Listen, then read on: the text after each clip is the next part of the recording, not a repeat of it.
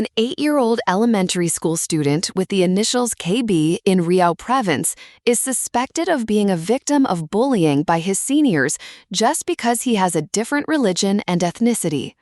Before the tragic beating incident occurred, KB had been bullied many times by several of his seniors until finally, at one point, 5 seniors simultaneously beat KB, and as a result of the beating, his life could not be saved. KB is the first child of Gimson Beni Butar Butar, 38, and Siska Yusniati Sibarani, 30. He has one younger sibling. This sad chronology was revealed directly by his father, Gimson. He said that the bullying started from the differences in religion and ethnicity that KB had.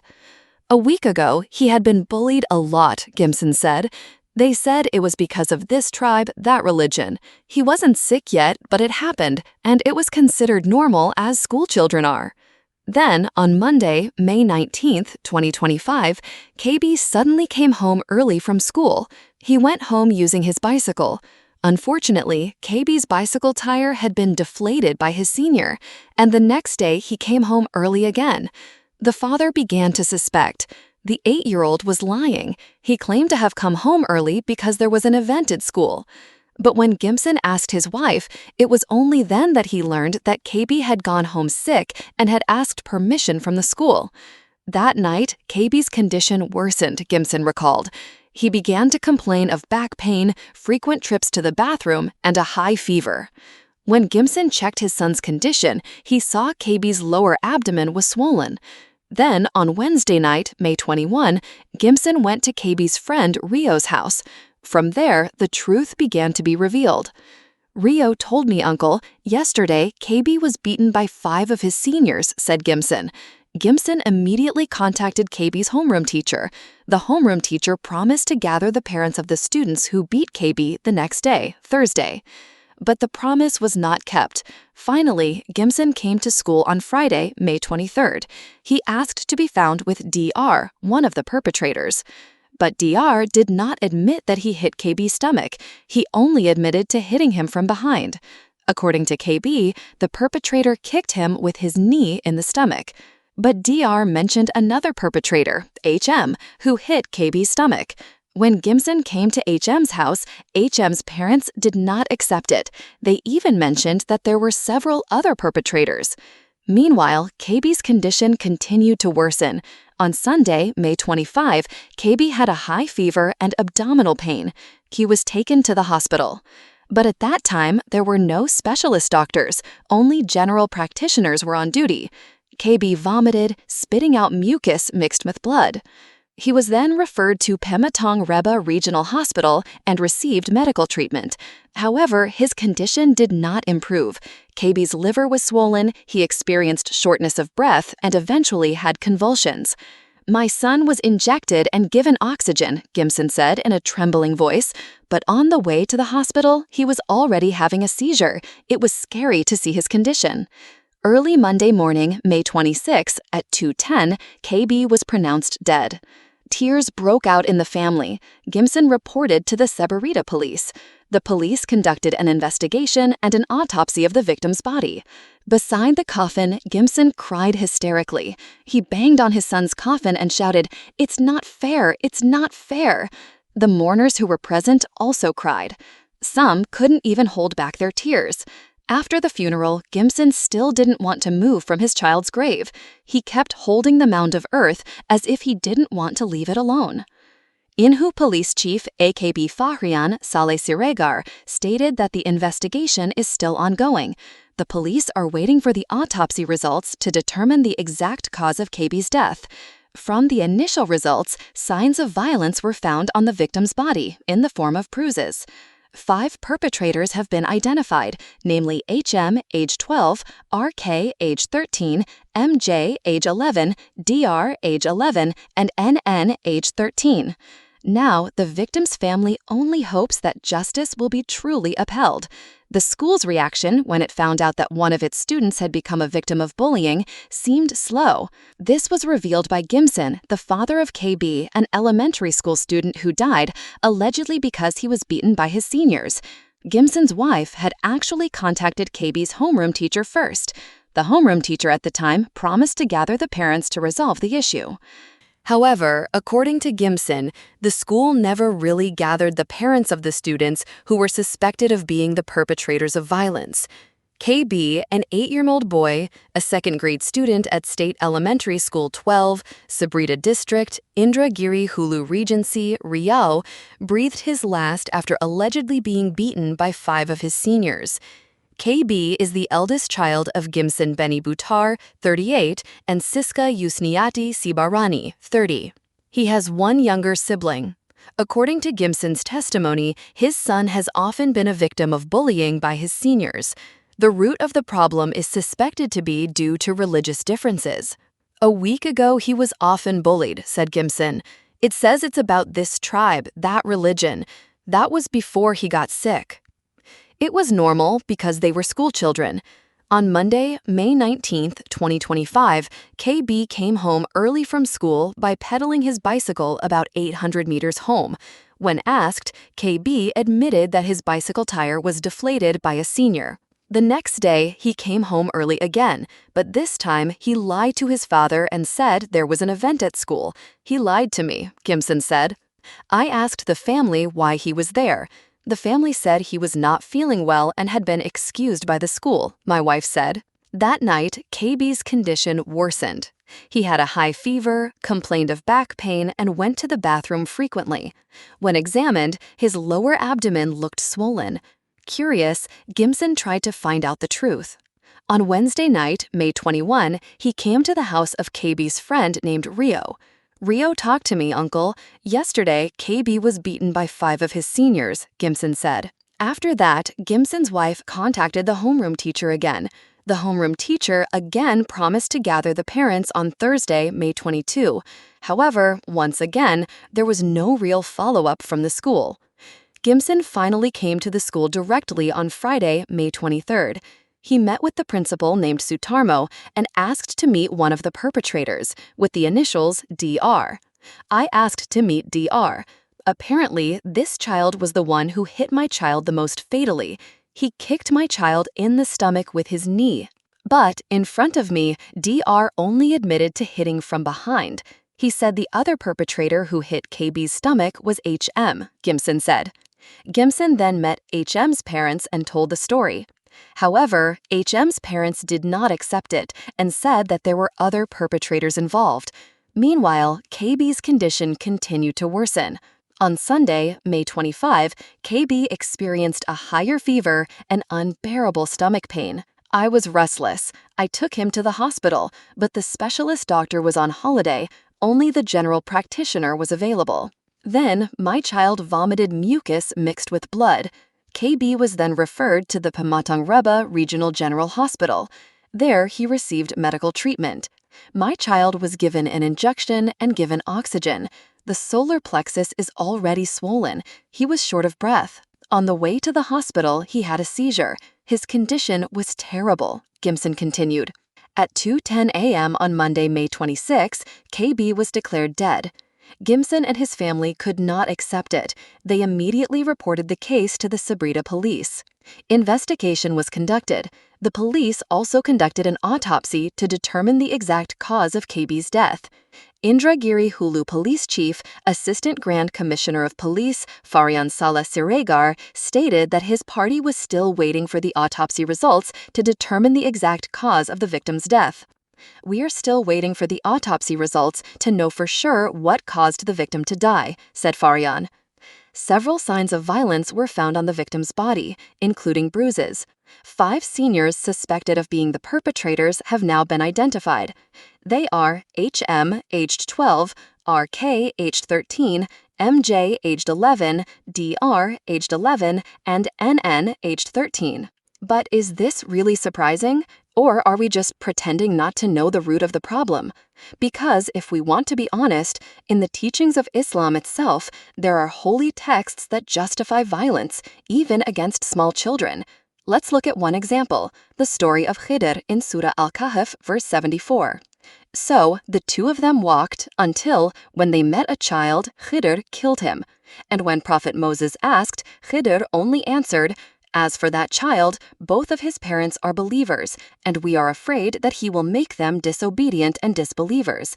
Al-Kahf, verse 80.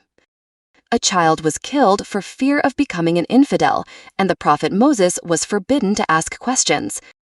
Imagine, these teachings are read and memorized by children from an early age, considered exemplary stories. Doesn't this create a mindset that violence against children of different religions can be justified? Another example, in the Hadith of Sahih Muslim, number 2167, Muhammad said, "Do not precede the Jews and Christians in greeting. If you meet them on the road, push them into the narrowest place." This means, if you meet a Christian or a Jew, do not greet them and treat them with contempt. This is not peaceful advice.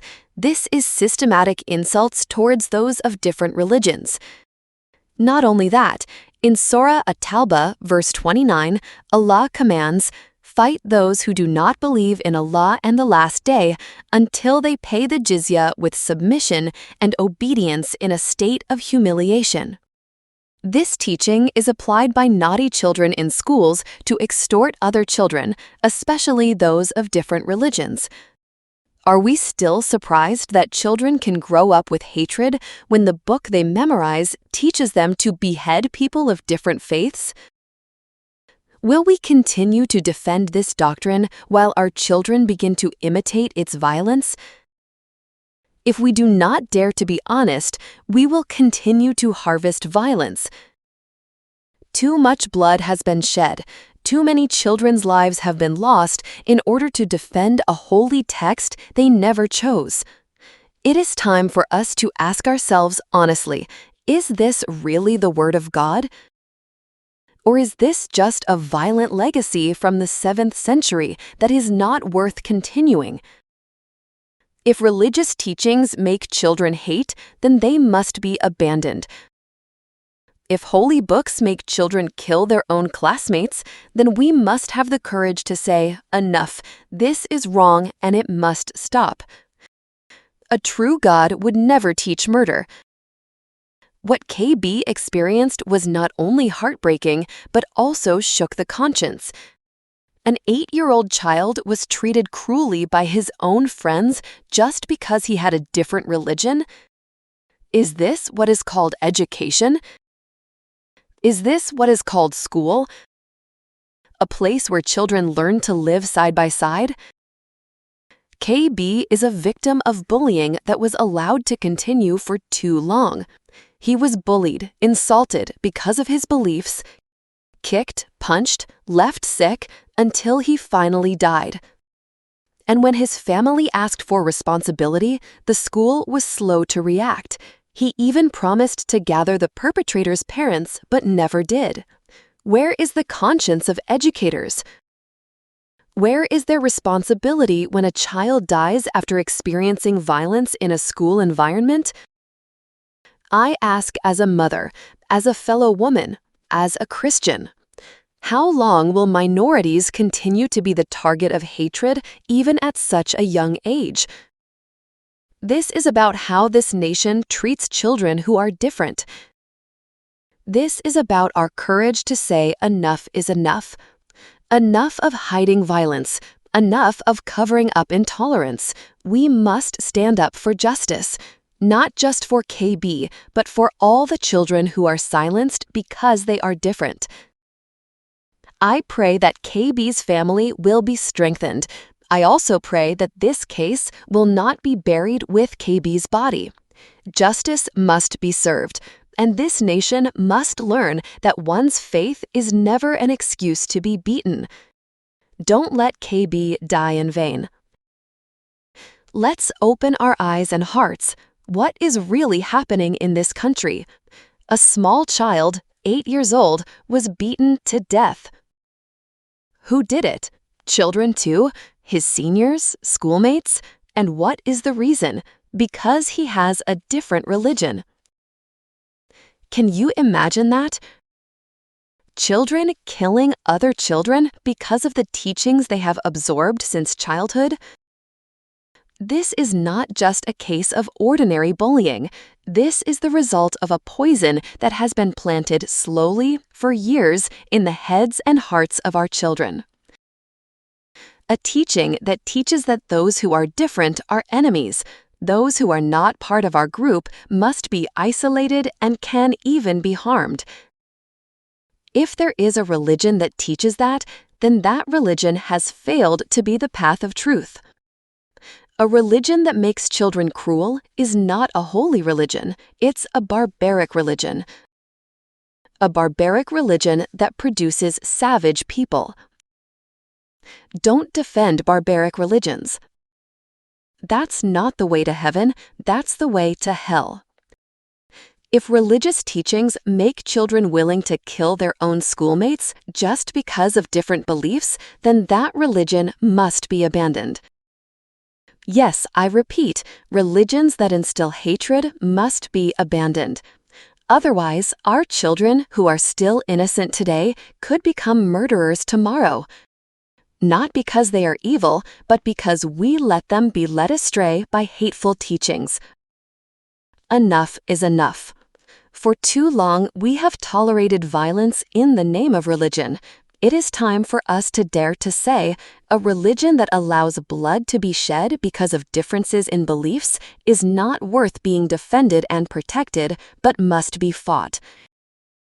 If we truly love our children, if we truly want to live in peace, then stop this legacy of hatred. Abandon barbaric teachings. Choose truth. Choose life. Because the true God never teaches murder. If you feel that your religion is the barbaric religion in question, do not harden your heart. Leave that religion now before it's too late. Don't wait until your children kill people first. Prevent your children from being turned into killing machines now. There is nothing to defend from that barbaric religion. You do not need the identity of the barbaric religion that the terrorists embrace, because you are not a barbaric person. Come on, make a decision now. Let's leave that barbaric religion. Follow my words. Now I no longer believe in this religion. I am no longer afraid of the threat of hell from this religion. And I am not interested in the promise of heaven. Now I am no longer part of this religion. This religion has nothing to do with me anymore. This religion has no place in my heart and mind. I no longer believe in his God, and I no longer believe in his prophet.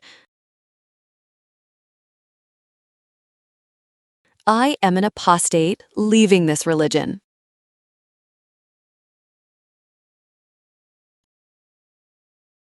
Let the world know the truth. Open their eyes. Open their hearts. This is not about religion. This is about humanity. Click share. Send it to your WhatsApp groups. Re-upload it on TikTok, Reels, and YouTube. Don't wait for it to go viral. You make it go viral. Children need protection, and it starts by ending the teaching of hatred. That's all for today's video.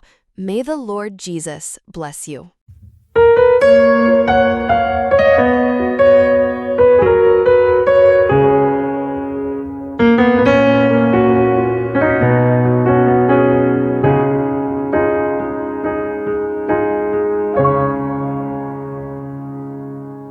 Saat ku menutup mata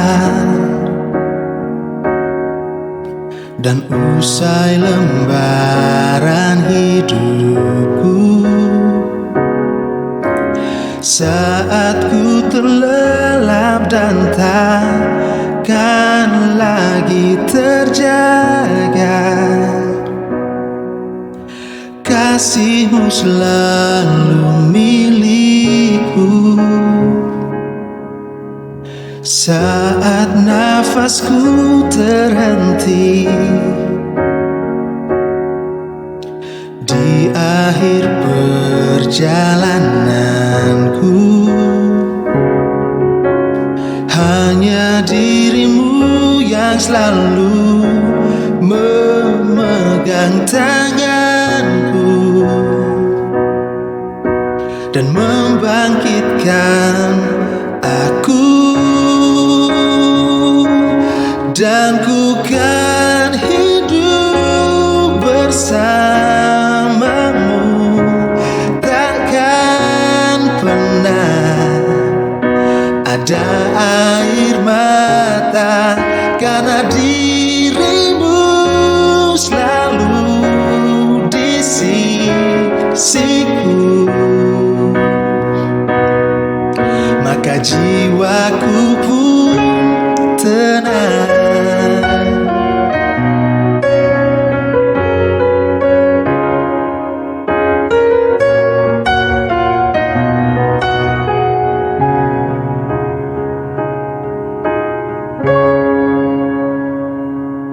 Saat nafasku terhenti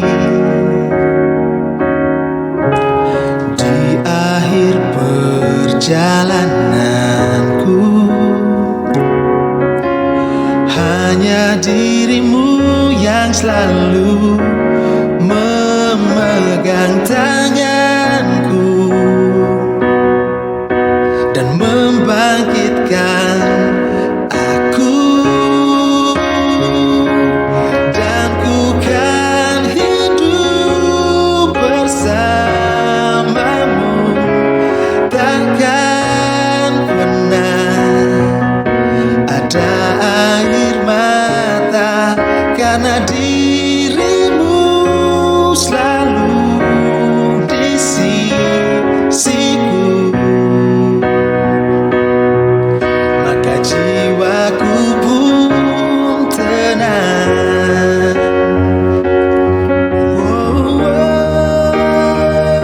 And I will step into eternity with you, my King, without any tears falling, 'cause I know your love is always there for me.